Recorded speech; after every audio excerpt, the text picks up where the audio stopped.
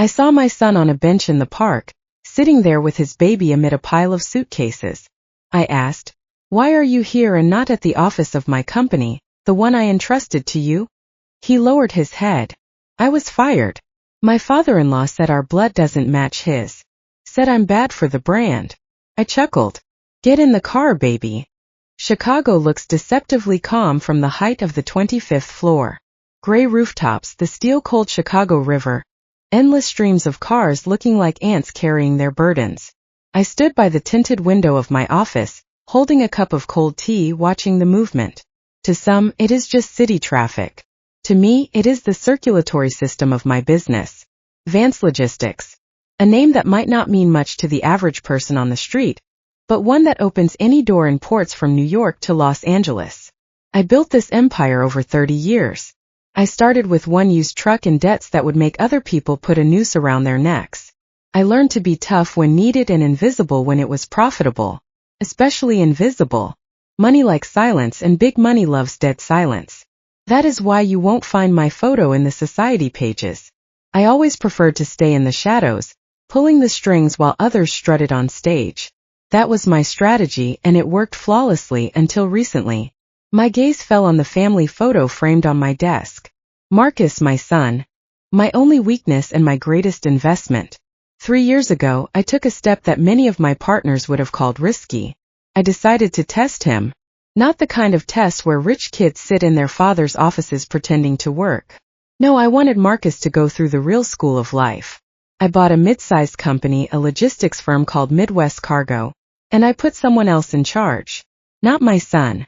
I put Preston Galloway there, the father of my son's wife, a man whose ego was inflated far more than his bank account. Preston Galloway. I smirked at my reflection in the glass. The man was a walking caricature of high society. He loved to talk about old money, about heritage, about how business is an art accessible only to the chosen few. He didn't know one thing: Midwest Cargo belongs to me. Through a chain of offshore accounts and proxies, the ultimate beneficiary of everything he was so proud of was me, the black woman he called a simple trader behind my back. I sent Marcus to work for him as the commercial director without any protection, without my direct interference. "Mama, I can handle it," Marcus told me back then. "I want Tiffany and her father to respect me for my own merit, not for your checkbook." I agreed. I wanted him to learn how to take a hit, to see the ugly side of people when they think they have power over you. And he saw it. Oh, how he saw it. Every Sunday I drove to their mansion in Lake Forest for dinner. This house with its columns and manicured lawns was the embodiment of the Galloway's ambition. The irony was that the mortgage for this house was indirectly paid from the dividends of my own company, but I stayed silent. I sat at the table, carefully cutting my roast beef and listened. "Marcus, who holds a glass like that?" Preston would grimace, adjusting his napkin. "This is a vintage Cabernet, not malt liquor from the corner store." You still have so much to learn about etiquette. In our circle, such small details betray one's breeding, or lack thereof. Tiffany, my daughter-in-law, would just smile coldly, stroking the diamond bracelet on her thin wrist. She never defended her husband. On the contrary, she enjoyed the humiliation. She looked at Marcus like a useful but slightly defective accessory.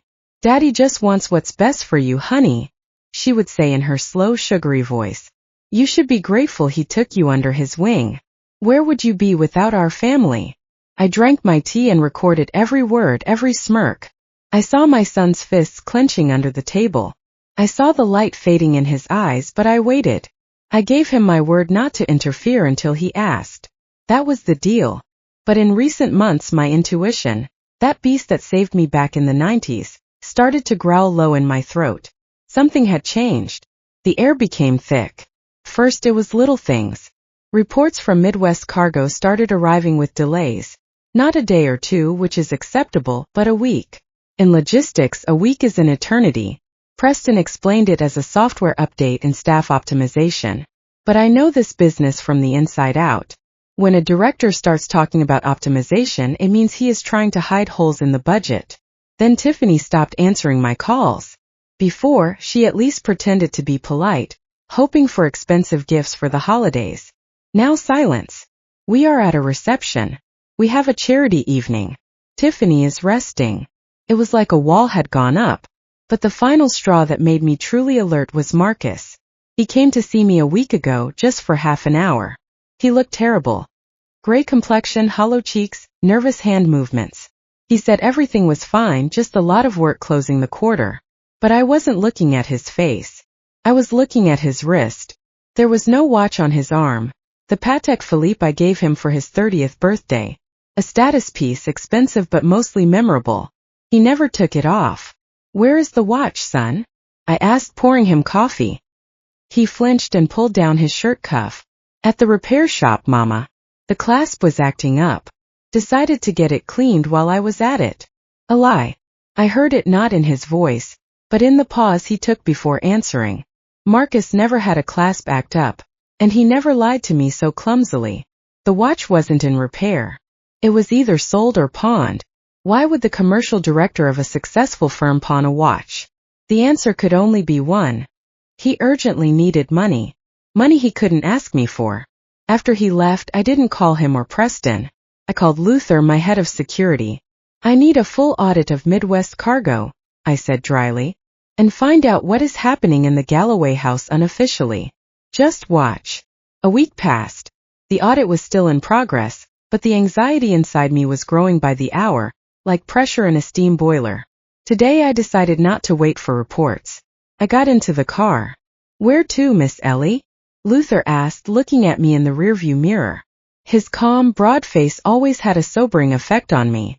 Just drive, Luther, toward the lake. I want to see the autumn leaves. We drove slowly. Leaves were falling onto the wet asphalt. The city was preparing for winter. We drove past elite neighborhoods where, behind high fences, hidden lives full of fake brilliance were led.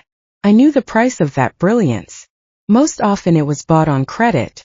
We turned toward a small park not far from the Galloway house. Usually nannies with strollers or elderly couples walk here. But today it was empty and damp. And suddenly my gaze caught a figure. On the edge of the park, on a plain wooden bench, sat a man. He sat hunched over, head dropped into his hands. Next to him stood 3 large suitcases, and nearby, kicking fallen leaves, stomped a little boy in a bright jacket, my grandson. My heart skipped a beat, but my mind remained cold. I recognized that coat. I recognized that posture. The posture of a man who had the ground knocked out from under his feet. Stop, I commanded. My voice sounded quieter than usual, but Luther hit the brakes instantly. I didn't run out of the car. I stepped out calmly, adjusted my coat, and walked toward the bench. My steps on the gravel sounded crisp and measured. Marcus raised his head only when my shadow fell over him. His eyes were red, not from tears, men in our family don't cry in public, but from insomnia and despair. Mama! He said it as if he had seen a ghost. I looked at the suitcases, expensive leather piled right in the dirt. I looked at my grandson Trey, who saw me, smiled, and reached out his little hands. And I looked at my son again. Why are you here, Marcus? I asked. My tone was even businesslike. No hysterics. I needed information. Why aren't you at the office? Why aren't you home? He chuckled bitterly and looked away toward where the spires of the Galloway mansion were visible behind the trees. I don't have an office anymore, Mama, and I don't have a home. Explain. Preston fired me this morning for incompetence, and an hour ago Tiffany put my things out, said she's filing for divorce. I stood silent, digesting the information. Incompetence. Divorce. Kicked out on the street with a child. What did she say, Marcus? Word for word. He clenched his fist so hard his knuckles turned white. She said she was tired of pretending. That I'm... His voice trembled, but he forced himself to continue. That I'm a loser dragging their family down. And my father-in-law said, our blood doesn't match. Said, I'm too street for their high-ass brand. The wind tore a yellow leaf from a branch and threw it at my feet. I looked at that leaf, then at the mansion in the distance. There was no pain inside me. Pain is for the weak. Inside me a switch clicked, the same one that turned on before complex negotiations about swallowing up competitors. Only now the stakes weren't money. I looked at my grandson, picked him up. He smelled of milk and baby shampoo. Blood doesn't match, you say? I asked quietly. A smile appeared on my face. Not a kind, motherly smile, but the one my competitors saw before signing acts of surrender. "Get in the car, baby," I said to my son, nodding to Luther to take the suitcases. "Mama, I have nowhere to go. They blocked the corporate card. I don't even have money for a taxi." "Get in," I repeated softly, but in a way that made arguing impossible. "We are going home." I opened the back door of my Maybach. Marcus, still bewildered, looking like a beaten dog, sat on the leather interior. He didn't even suspect that the man who had just kicked him out for incompetence had been receiving a salary from my pocket all these years, and that the house he was thrown out of stood on land owned by my holding company. Preston Galloway wanted to play aristocrat. Well, I will show him what real power looks like. I sat next to my son and took out my phone. Luther's name lit up on the screen. The game had begun. The car door closed with that characteristic dull sound that cuts off the outside world. Inside it smelled of expensive leather and silence. Marcus sat with his head down. His hands lay limply on his knees. My grandson, tired from the stress, instantly fell asleep in his car seat, cheek pressed against the strap. I looked at my son's profile. In his slumped figure, total defeat was readable. He believed them. He believed in family, in respect, in the idea that if you are honest and hardworking, you will be appreciated. Such naivete. But I didn't blame him. I blamed myself for letting this spectacle drag on. I didn't comfort him with empty words like, "Everything will be okay." In business as in life, okay doesn't happen by itself. Okay is the result of competent planning and ruthless execution. I took out my second phone, the one whose number only 5 people in the world knew. "Luther," I said as soon as he answered, "I need a full financial cross-section of Midwest cargo for the last 3 years. Not the official reports for the IRS, but the real movement of funds. Every transaction, every contractor, every check over $5,000. "Understood, Miss Ellie." Deadline. His voice was passionless as always. "Yesterday. And one more thing. Pull up the documents on the Lake Forest property. Full ownership history, including liens and current land lease status." Marcus turned his head and looked at me with bewilderment. "Mama, why do you need that? The land under their house, it's their property. Preston always said it was the family estate." I almost laughed. A family estate built in '98 on money from selling bootleg liquor, which he successfully laundered through my own bank without even suspecting it. "Son," I covered his hand with mine. It was cold. Preston Galloway said a lot of things, but documents as a rule say something completely different. Rest. "We are going home." While the car glided smoothly down the avenues, I didn't look out the window. I worked. Tables, schemes, and graphs were already opening on my tablet. My brain switched into calculator mode. The rage that flared up in me at the sight of my grandson on a dirty bench transformed. It stopped being a hot emotion and became cold fuel, pure energy of action. I checked the chains of companies. Midwest Cargo, a subsidiary of Northern Logistics, which in turn belongs to my holding company through a fund in the Cayman Islands. Preston Galloway was listed as CEO, but his powers were strictly limited by the charter, a charter he apparently hadn't reread in a long time, or he thought that I, an old woman, had forgotten its clauses. And here is the land, the lot in Lake Forest. Formally, the house belongs to the Galloways, but the land is on a long-term lease from Zenith Development, and 100% of Zenith Development shares lie in the safe of my office. The lease agreement expires in 2 months, and there is a clause about the lessor's right to unilaterally review conditions in case of tenant bad faith. Bad faith. What a beautiful, concise phrase. I made a note in my notebook. Point 1, lease audit. Marcus was silent the whole way. He was crushed by Tiffany's betrayal. I knew that feeling when you are stabbed in the back by those you shielded with your chest. But I also knew that the best medicine for heartache is being busy. And soon Marcus would have a lot of work. We drove onto the grounds of my estate in Bington Hills. Pine trees, silence, a high fence. It was safe here. My rules applied here. As soon as the car stopped, the driver's door opened. Luther got out and, walking around the hood, opened the door for me. In his hand was a thin gray folder. That was strange. Usually, he handed over documents in the office. If he was giving them now on the street, it meant something urgent. "Miss Ellie." He extended the folder as soon as my feet touched the cobblestones. This came 10 minutes ago through closed channels from the district police station. I took the folder without changing my expression. I opened the report. Date today. Time 2:30 p.m. An hour after Marcus was kicked out the door. Applicant: Preston C. Galloway. Nature of the report: grand larceny. Citizen Marcus Vance, leaving his place of residence, secretly stole family valuables belonging to the Galloway family, namely a collection of antique coins, 19th century silverware, and jewelry belonging to Mrs. Galloway. Total damage estimated at $250,000. I closed the folder slowly, carefully. Mama, what's there? Marcus stood nearby, holding his sleeping son. He looks so vulnerable right now. Nothing, I lied calmly. Just utility bills. Go inside, Marcus. The nanny will take the baby now, and you need to take a shower and eat. I'll come in half an hour. He nodded and wandered toward the porch. I watched him until the door closed. Then I turned to Luther. My voice became quiet, almost a whisper, but steel rang in it. They didn't just kick him out, Luther. They want to put him in prison. Luther squinted slightly. 250 grand. That's a felony, up to 15 years.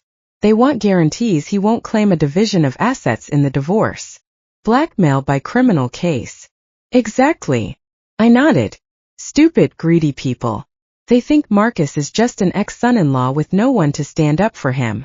They forgot whose last name is in his passport. I opened the folder again and looked at Preston's signature one more time, sweeping with flourishes, the signature of a man confident in his impunity. Luther, I said, looking at the tops of the pine trees, I don't need just an audit. I need a war, a complete total purge.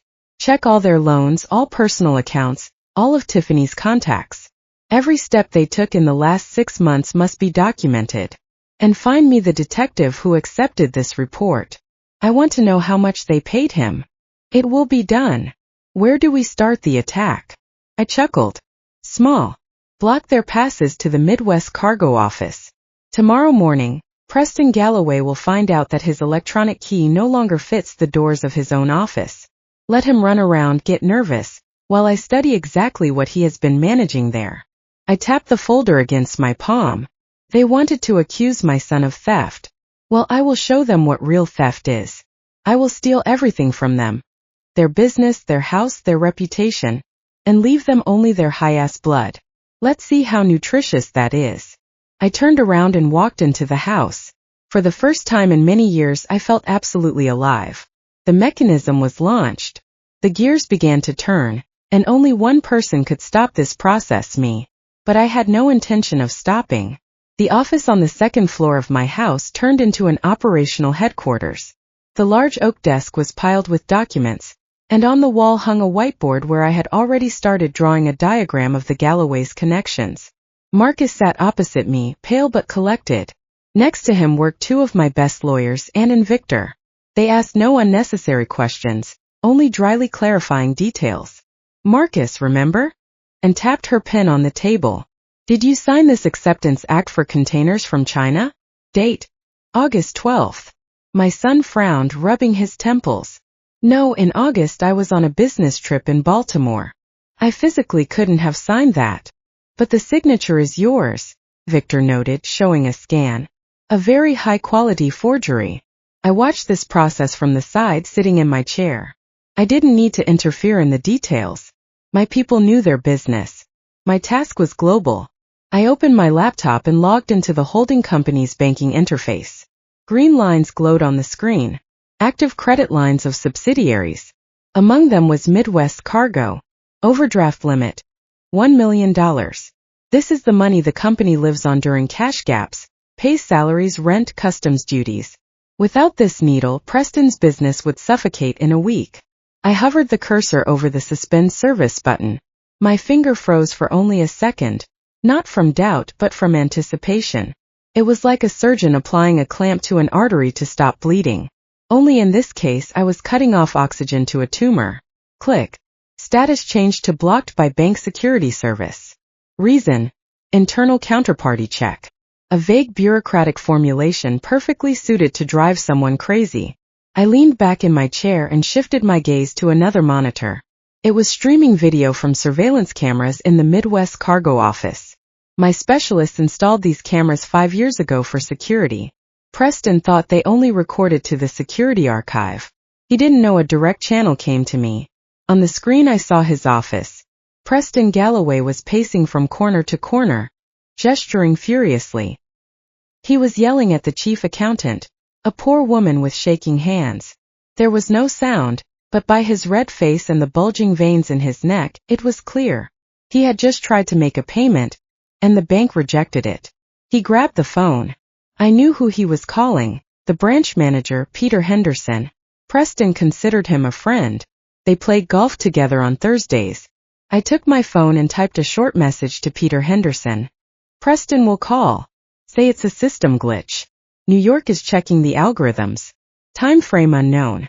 No exceptions. On the screen I saw Preston freeze with the receiver at his ear. Then his face fell. He started arguing, banging his fist on the table. Then he slammed the phone onto the cradle. System glitch, I read on his lips. He believed it. Of course he believed it. In his worldview, he is an important bird and the bank is just a service. It couldn't even occur to him that the bank is me. He sat in his chair, loosened his tie, and poured himself water. You could see him calming himself down. It's nonsense. They'll fix it tomorrow. He didn't understand that this wasn't a breakdown. It was a tourniquet, and I would be tightening it slowly. Mama! Marcus's voice pulled me from my contemplation. We found something else. Look. He handed me a printout. A loan agreement in his name from a private individual for $50,000, secured by his car. I didn't sign this. Who is the lender? I asked, scanning the text. Some Fast Cash LLC. I exchanged glances with Luther, who stood by the door. He nodded and left. In 10 minutes I would have a dossier on this Fast Cash. Most likely it was a shell company for Preston. The scheme was primitive, like everything this aristocrat did. Hang debts on the son-in-law, take the property, and put the cash in his own pocket. Don't worry, I told my son. This paper isn't worth the ink it's printed with. We'll run a handwriting analysis. But first my phone on Marcus's table vibrated. Tiffany's photo lit up on the screen. Silence hung in the room. Marcus reached for the phone, but I intercepted his hand. Put it on speaker and stay quiet. I'll do the talking. No, wait. I quickly changed my mind. If I answer, she'll get suspicious. She needs to think Marcus is broken and alone. Answer, I commanded. But promise nothing. Just listen and record the call. Marcus took a deep breath, pressed accept, and the record icon. Hello. Well, had enough, hero? Tiffany's voice was soaked with venom and triumph. How was sleeping at the train station? Or did you run to mommy's skirt? Marcus clenched his jaw, looking at me. I gestured, calm down. What do you want, Tiff? I want to resolve everything concisely. Her tone shifted to businesslike, but the falseness cut the ear. Daddy is ready to withdraw the police report. We aren't animals, Marcus. We understand. You stumbled. You stole. It happens to anyone when there's no money. I didn't steal anything, Marcus shouted. Shua, don't yell, she interrupted. Listen carefully. You come to the notary tomorrow, sign a paper. It's purely a formality. An admission that you took money from the company cash register as a loan and promised to return it. The sum is small, just 100 grand. Marcus' eyes widened. That's the price of your freedom, honey. Sign and the report disappears. She paused, savoring the moment. And I'll allow you to see Trey on weekends under my supervision. I felt everything inside me turn cold. Blackmail. Using a child. The lowest thing a woman can do. And if I don't sign? Marcus asked hollowly. Then you go to jail, she said simply, as if talking about the weather. And your son will be raised by a new daddy. A normal one from our circle. Daddy has already found a match for me. Think, Marcus. You have until morning. Click. Marcus dropped the phone on the table and covered his face with his hands. She's a monster. I stood up and walked to the window. The sun was setting, painting the sky in crimson tones. A beautiful sunset, bloody. No, Marcus, I said quietly. She isn't a monster. She's just a fool. A greedy, narcissistic fool. I turned to my lawyers. Did you hear that? We heard, Miss Ellie, and said. Attempted extortion, blackmail, coercion into a deal. The recording is excellent. Perfect. Attach it to the case. I looked at the monitor with the cameras again. Preston was still sitting in his office, staring blankly at the wall. He thought he had won. He thought he had cornered us. He didn't know that Tiffany had just hand-delivered me the detonator that would blow their lives to splinters. Luther, I called out as he returned to the room. I have a new task. We need to prepare a meeting with a notary, but not their pocket lawyer, a real one, and prepare documents to buy out Preston's debts to the banks. All debts, even for his car. You want to become his sole creditor? I want to become his sole nightmare. I walked over to my son and put a hand on his shoulder. Tomorrow you aren't going anywhere. Tomorrow we strike back, but not where they expect. I smiled. It was the smile of a predator that finally smelled blood. They wanted a confession. They will get it, but it will be a confession of their own worthlessness. The next evening Marcus and I didn't go to the notary. Instead, I put on my strict gray suit, high quality but deliberately modest, without labels or flashy jewelry. I looked exactly how they imagined me. A well-off retiree, a widow who got lucky once and is now living out her days watering geraniums. We went to a pre-auction cocktail party at the Modern Art Gallery. This was Preston's place of power. Here gathered those he considered his circle, gallery owners, antiques dealers, heirs of old names, and of course the nouveau riche desperately trying to buy themselves a history. Preston and Tiffany were there. They were shining. Tiffany, in a new champagne-colored dress, bought, I'm sure, with the Midwest Cargo corporate card under entertainment expenses, held her glass like it was a scepter.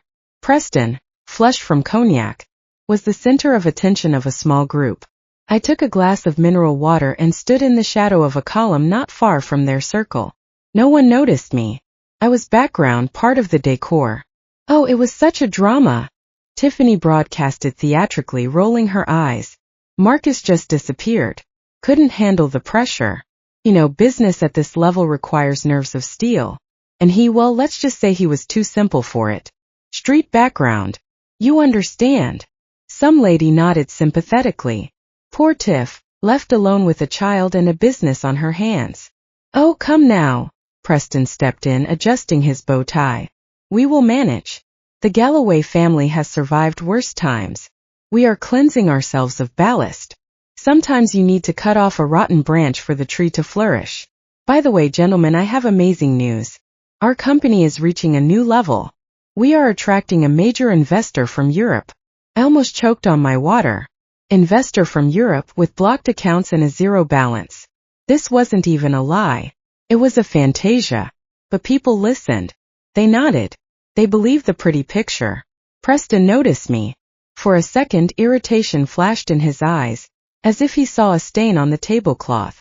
But he immediately put on a mask of noble condescension and walked toward me.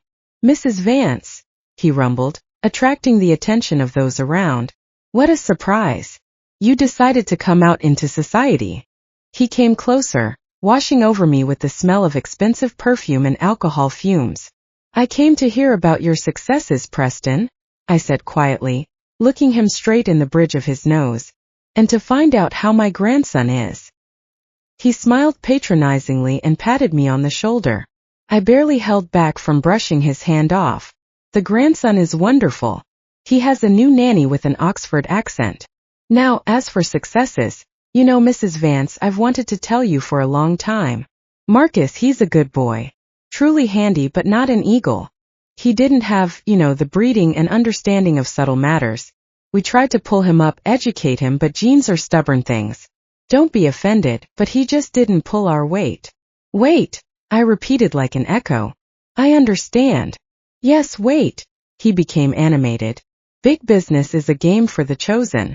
You need scope, courage, connections, and Marcus, he counted every penny saved on paper clips. Pettiness is a sign of poverty of spirit. But don't worry, we'll take care of him. If he signs the papers, we won't let him starve. Maybe we'll set him up as a driver in our fleet. He likes cars. I nodded, taking a sip of water to hide my smirk. A driver in the fleet I bought. You are very generous, Preston. We try. He puffed out his chest self-importantly. Well, excuse me. Business awaits. Investors, don't like to wait. He turned and walked deeper into the hall. I followed him with my gaze. He didn't go to the group of bankers. He didn't go to the famous patrons. He headed to a far corner toward an inconspicuous service exit where a short, balding man with shifty eyes stood. I recognized this man, Boris the Owl Fillmore.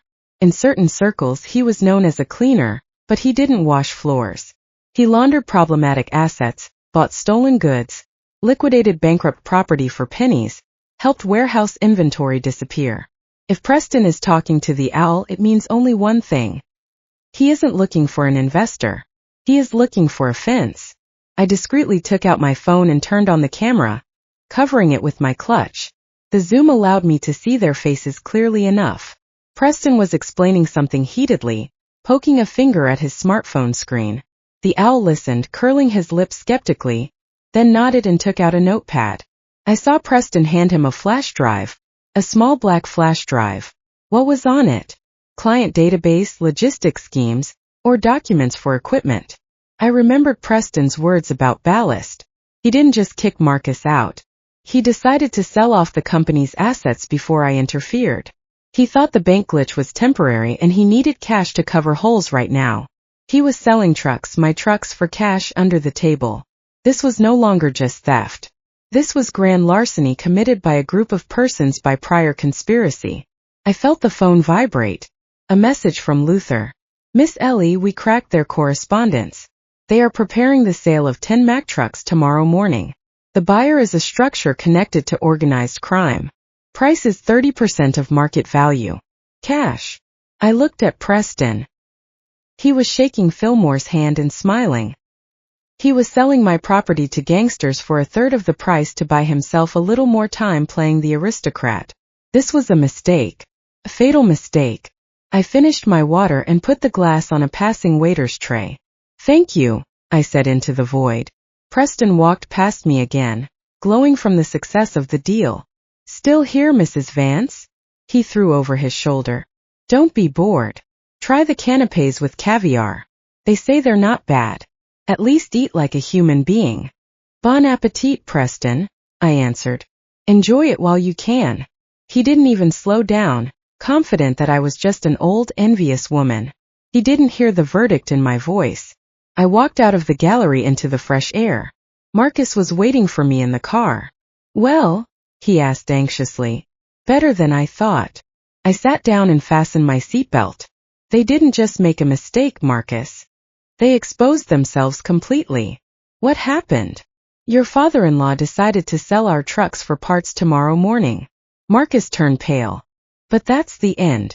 If the trucks go, they aren't going anywhere. I took out my phone and dialed the number of the city's police chief. We had known each other since the 90s when I helped equip their patrols. They won't even leave the parking lot. Hello, Chief Miller. Good evening. It's Ellie Vance. Yes, long time no hear. I have a request for you. No, not personal, official. I have information about a planned deal with stolen transport. 10 semi-trucks tomorrow morning. Yes, I'll give the license plates and addresses. Need to catch both the seller and the buyer red-handed. Yes, exactly like that. Thank you. I owe you one. I hung up and looked at my son. Tomorrow Preston Galloway will receive his investment trench in the form of handcuffs. But this is just the beginning. I want to know where he put the money he stole before this, and why he contacted the owl so confidently. There is something else there, something deeper. The car started moving. I looked at the lights of the night city. Preston thought I was a harmless old lady. He didn't know I was the iceberg that just ripped open the hull of his Titanic, and the water was already rushing into the hold. I didn't sleep all night, not from excitement.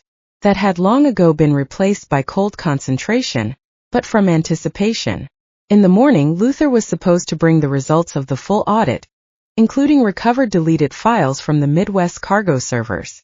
At 7 a.m., I was already sitting in my office. A cup of strong coffee stood before me untouched.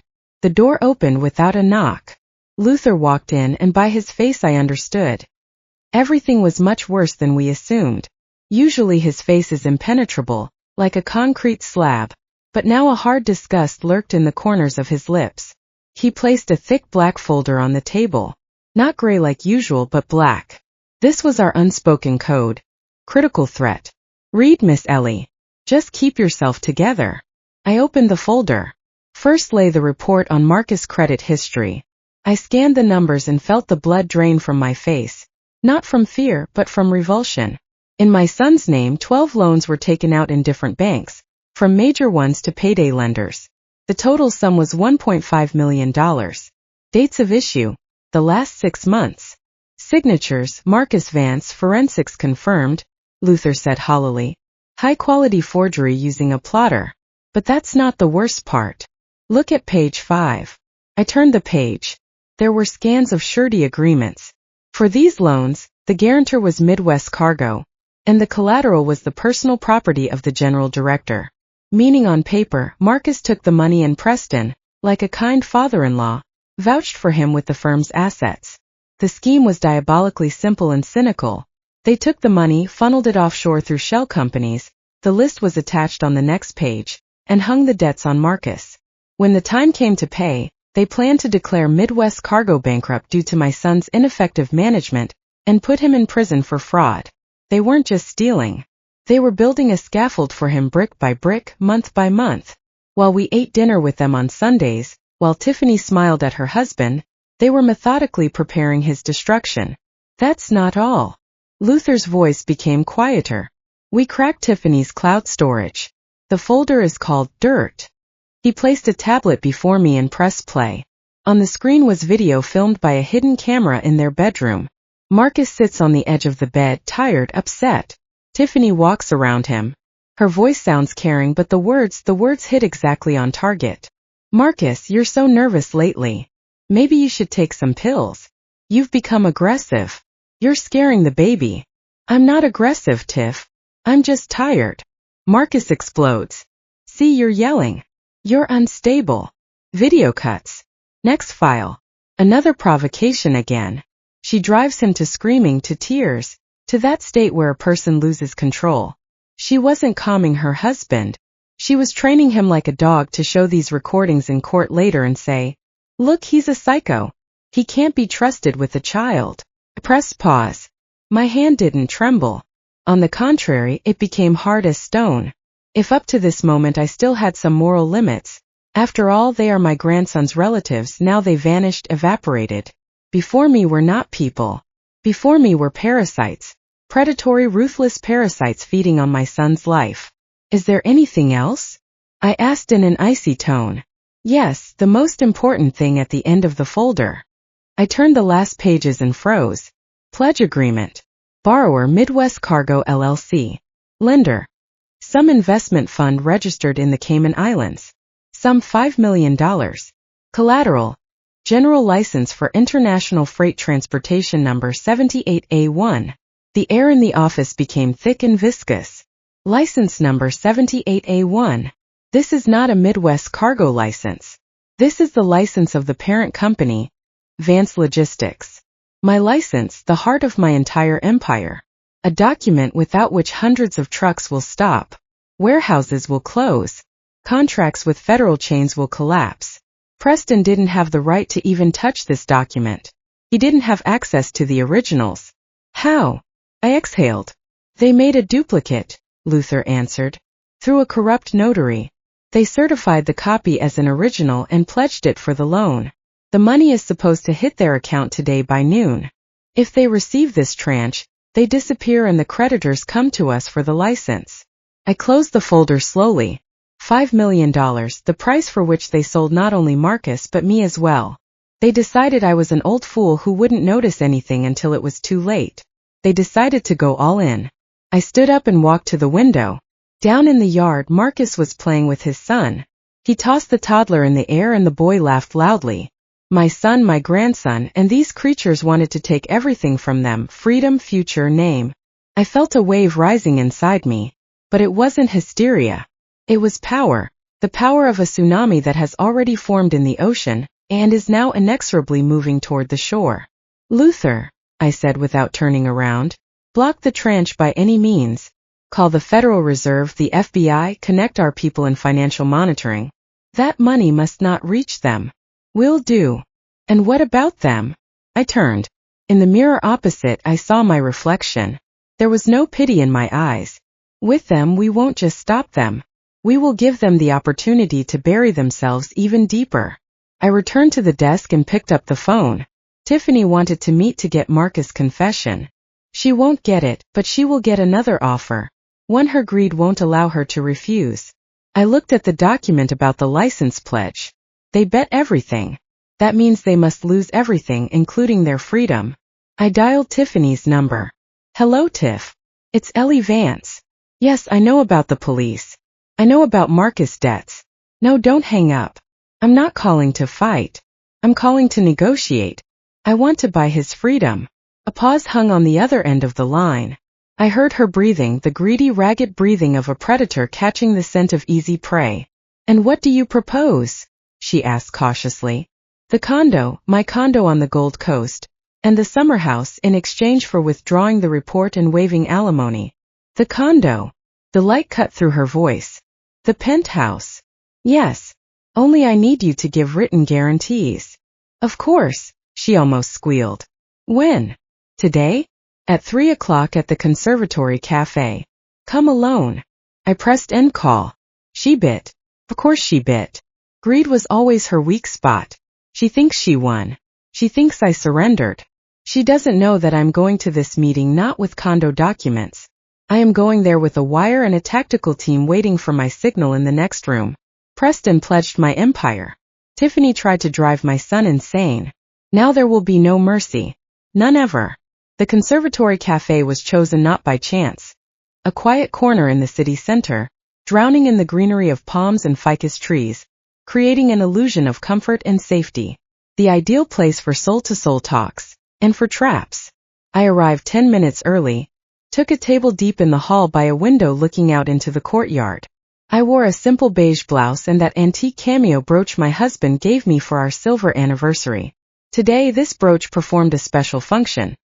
Inside its frame was mounted a professional-grade microphone capable of picking up even a whisper. I ordered tea and waited. My phone lay on the table, screen down. Luther and his people were in a van in the parking lot, listening to every word live. 2 more operatives in plain clothes sat at the next table, pretending to be a couple in love. Tiffany appeared right at 3. She looked different. Where did the haughty socialite in the champagne dress go? Today before me was a modest, tear-stained woman in a gray cardigan, no makeup, with eyes red from crying. Excellent acting. If I didn't know the truth, I might have even pitied her. Mrs. Vance. She rushed to me, nearly knocking over a chair. Thank you for agreeing to meet. I'm so worried, so scared for Marcus. She plopped onto the chair opposite and grabbed my hands. Her palms were damp and cold. Calm down, Tiff, I said softly, trying to make my voice tremble just enough for the role of a frightened mother. Tell me what is happening. Marcus says he's innocent, but oh, Mrs. Vance, she sobbed, wiping her eyes with a paper napkin. Marcus, he's not himself. I don't know what happened to him. Gambling addiction probably, or bad company. He took everything from the house. The family silver. Daddy's coins. Daddy is furious. He wants to put him away. Says a thief should sit in prison. I listened and nodded, looking into her honest eyes. I saw how she tracked my reaction. Does the old fool believe? Is she scared? But that's prison, Tiff. I pressed a hand to my chest, closer to the brooch. He has a son. Your son. Would you really let the father of your child sit behind bars? Tiffany sniffled and lowered her voice to a conspiratorial whisper. I tried, Mrs. Vance. I begged Daddy. I said, Daddy, pity the grandson. But he is adamant. The damage is huge, $250,000 plus moral damages. He says only full reimbursement can stop him. She paused, giving me time to realize the hopelessness of the situation. I don't have that kind of money, Tiff, I whispered. All funds are in the business. Accounts are controlled. You know that. I know. She covered my hand with hers. But I came up with a way out. Daddy, he respects real estate. If we offer him something of equal value, for example your condo on the Gold Coast, he will agree to withdraw the report. I'll persuade him for the baby's sake. There it is, the condo. A 5-bedroom penthouse in an elite building worth almost $3 million. It wasn't just compensation. It was a jackpot. I looked at her. In her eyes, through the veil of fake tears, the cold fire of greed burned. She was already mentally arranging her furniture there. But it's my only home. Where will I go? Oh, come on. She waved her hand. You can live at the estate in Bington. The air is beautiful. It's good for health. And we'll process the condo as collateral temporarily. Until Marcus returns the debt. Honest word. Honest word from a woman who forged her husband's signatures and recorded his breakdowns on video. I sighed deeply, portraying acceptance of the inevitable. Okay, Tiff. If this is the only way to save my son, I agree. I will sign over the condo. But I need to know for sure. If I give the documents, you will withdraw the report today and forgive him all these invented debts. I pronounced the word invented with emphasis. It was a test. Of course, she exclaimed, her eyes flashing predatorily. I swear on my child's health. As soon as we sign the deed of gift, the pledge agreement, Daddy will immediately call the detective. The case will be closed due to reconciliation of parties. Marcus will be free. And a receipt? I asked. Will you give me a receipt that there are no more claims? Yes, anything you want. She dug into her bag. I even have a form with me. Daddy prepared it just in case. She laid a paper on the table. I briefly scanned the text. It wasn't a reconciliation agreement. It was a deed of gift. A clean, unconditional deed of gift for the apartment without any obligations on their part. Tiff, but it says deed of gift here, I said, confused. It's to simplify the procedure, Mrs. Vance, she rattled off. To pay fewer taxes. You understand bureaucracy. We are family. We won't cheat you. I looked at her with a long gaze. Okay, I said quietly. I'll sign tomorrow. I need to gather the documents. Tomorrow. Disappointment flashed in her voice. Can't we do it today? Daddy is very angry. I'm afraid by morning he might change his mind and let the case proceed. The documents are in a bank deposit box, Tiff. The bank is already closed. Tomorrow morning at 10 o'clock at the notary. Fine, she reluctantly agreed, hiding the paper back in her bag. At 10 o'clock, but don't be late, please. Every minute counts. She stood up, pecked me on the cheek. The kiss was dry and fast like a snake bite, and hurried to the exit. Until tomorrow, Mrs. Vance. Everything will be fine. I remained sitting at the table. The waiter brought the check. I paid, leaving a generous tip. Luther, did you get that? I asked, touching the brooch. Every word. The voice sounded in my earpiece. Extortion in the first degree. Fraud. Coercion into a transaction. We have a full bouquet. Excellent. Track her. I walked out of the cafe and got into Luther's car. He handed me a tablet. Look. We intercepted her message. On the screen was a screenshot of a text chain. Tiffany. The old fool bought it. Condo is ours. Signs tomorrow. Tiffany and Marcus. Let him sit a bit for prevention. Contact Daddy. You're a genius, Daddy. Good job, daughter. I knew she would break. Get the champagne ready. Turn the guy over to the cops right after the deal. Let him know his place. I read these lines. An icy calm spread inside me. They didn't even intend to keep their promises. They wanted to take the apartment and put Marcus in jail anyway. They wanted to destroy us completely. Old fool, I repeated aloud. Well, let's see which of us is the fool. Miss Ellie, Luther turned to me. We are ready to take them. Enough material for an arrest. No, I shook my head. Arrest is too simple, too fast. They won't understand what they are being punished for. They will consider themselves victims of arbitrariness. I looked at the screen where the message about champagne glowed. Tomorrow is Preston's benefit, the Entrepreneur of the Year award ceremony. All of Chicago's high society will be there. He wants glory. He will get it. You want to strike at the ball. I want their fall to be public. I want every person in this city to know who they are so that even the rats turn away from them. I leaned back in the seat. Prepare the documents, Luther. We are buying out their debts, every penny. Tomorrow morning, I become the owner of their lives. And when Preston goes on stage to receive his award, I will be there to present him the real prize. The car moved. I looked at the city they considered their playground. Tomorrow this game ends and I will dictate the rules. The day of reckoning arrived. It was sunny, piercingly clear, just like my plan. While Tiffany waited for me at the notary, nervously checking her watch, I naturally didn't show up. Sending a message about a sudden migraine attack.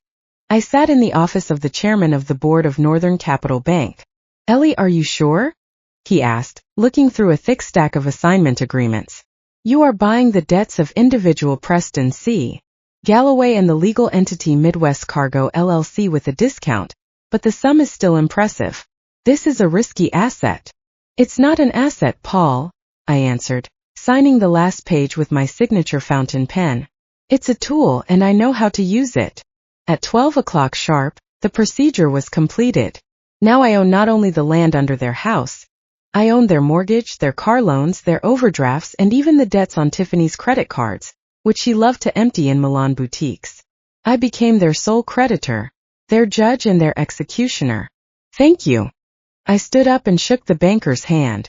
And one more request, block their accounts. Everything right now. Reason. Suspicious activity and change of creditor.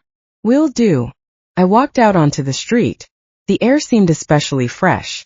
I got into the car where Marcus was waiting for me. He was in a new tailored suit, clean-shaven, calm. I had returned his confidence. I had returned him to his place. Ready? I asked. Yes, Mama. Then let's go. We are expected at the ball. The charity gala, Evening of White Nights, was held at the Palmer House Hilton. Luxury glitter, the city's elite. Preston Galloway was supposed to be the star of this evening. He was being awarded Entrepreneur of the Year for an innovative approach in logistics. An innovative approach consisting of stealing from his mother-in-law. We entered through a side entrance unnoticed by the press. I took a seat in a box hidden by velvet curtains. From here the whole hall was in the palm of my hand. I saw Preston. He stood in the center of the room, shining like a polished samovar. He wore a tuxedo from Brioni, bought, undoubtedly, with money stolen from the company. Next to him, Tiffany in a scarlet dress with a deep neckline laughed at a joke from some senator. They looked like winners. They thought I was broken and Marcus crushed. But something in the atmosphere of the room was wrong. People smiled at Preston, shook his hand, but walking away immediately started whispering.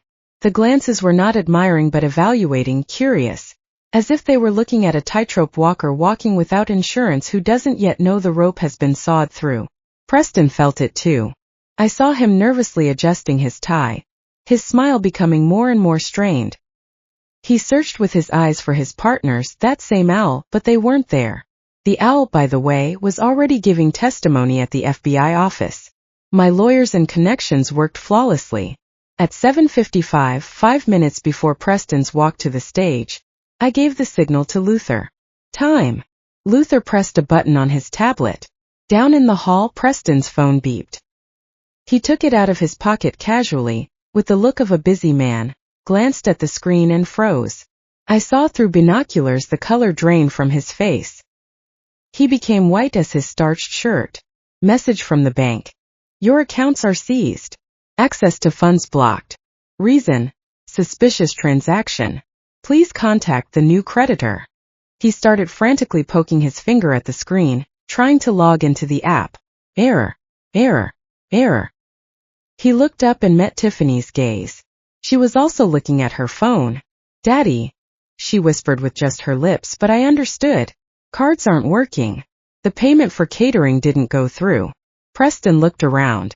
Fear, animal sticky fear, began to seep through his mask of arrogance. He understood something had gone wrong, but he didn't yet understand the scale of the catastrophe. He thought it was a mistake, a glitch, someone's bad joke. The host on stage announced, "And now, ladies and gentlemen, the culmination of our evening. A man who proved that business can be an art. Please welcome Preston Galloway." The applause was thin. Preston flinched. He needed to go on stage, walk and smile. While in his pocket the phone vibrated with new notifications about property seizures. He took a step, then another. His gait was wooden. He walked up the stairs like onto a scaffold. I put a hand on Marcus's shoulder. Watch, son. Remember, this is what a man looks like who built his house on sand. And now the storm begins. I nodded to the technician sitting at the screen control console. He was my guy. On the huge LED screen behind Preston's back, instead of his company logo and beautiful growth charts, a video began to load. Preston approached the microphone. He opened his mouth to deliver his prepared speech about tradition and honor, but he didn't manage to say a word. Behind his back, filling the entire hall, rang Tiffany's voice, loud, clear, amplified by the powerful acoustics of the palace. The old fool bought it. Condo is ours. Signs tomorrow. And Marcus, let him sit a bit for prevention. Daddy, you're a genius. The hall gasped. The silence became dead. Preston turned around. On the screen in giant resolution hung a screenshot of their texts, and next to it a scan of Marcus' forged signature and the expert's conclusion: falsification. Preston staggered and grabbed the podium to keep from falling. I stood up from my seat in the box. The spotlight, obeying my script, snatched me out of the darkness. Good evening, Preston. My voice, calm and commanding, carried over the hall without a microphone. I am that old fool, and I came to collect my debts. All of them. All heads turned to me. Hundreds of eyes, but I looked only at him. At the man who considered himself a king but turned out to be naked. The trap slammed shut. I walked down the stairs from the box slowly. Every step echoed in the silence of the hall like the beat of a metronome. Marcus walked behind me, holding his head high. I felt hundreds of gazes on me. Amazed, frightened, hungry for scandal. But for me, only one person existed: Preston. He stood on the stage, gripping the podium with whitened fingers. His face went red in patches. Sweat ran down his temples under the stage makeup. The screen behind him continued to broadcast evidence of his worthlessness. Forged signatures, money laundering schemes, videos of Tiffany's provocations. It wasn't just dirt. It was the anatomy of their rot. When I approached the stage, Preston suddenly came alive. Fear was replaced by the rage of a cornered rat. He grabbed the microphone and his voice, breaking into a squeal, cut the ears. This is a lie. This is all montage. Deep fake. He poked a finger at the screen, then at me. This woman is crazy. She is avenging me because we kicked out her talentless son. Security, remove her from here. Security didn't budge. The head of palace security intercepted my gaze and gave a barely noticeable nod. He knew who was actually paying for this banquet. Gentlemen, Preston appealed to the hall, spreading his arms in a gesture of a martyr. You know me. I am Preston Galloway, a man of honor. And this is just a market trader. A woman from the slums who accidentally got rich in the 90s. She envies our breeding, our culture. The hall was silent. No one stood up for him. No one shouted shame. Business people possess an animal instinct for losers. And right now, Preston reeked of failure from a mile away. I walked up onto the stage calmly, without rushing, and stood next to him. He was a head taller than me, but right now he seemed like a small, hunched old man. I walked to the mic stand. Preston tried to push me away, but Marcus gently but firmly intercepted his hand. Don't, Dad, he said quietly. Just listen. I looked into the hall, then turned to Preston. Preston Galloway. My voice was even, without a shadow of emotion. You are right about one thing. I really did start in the slums.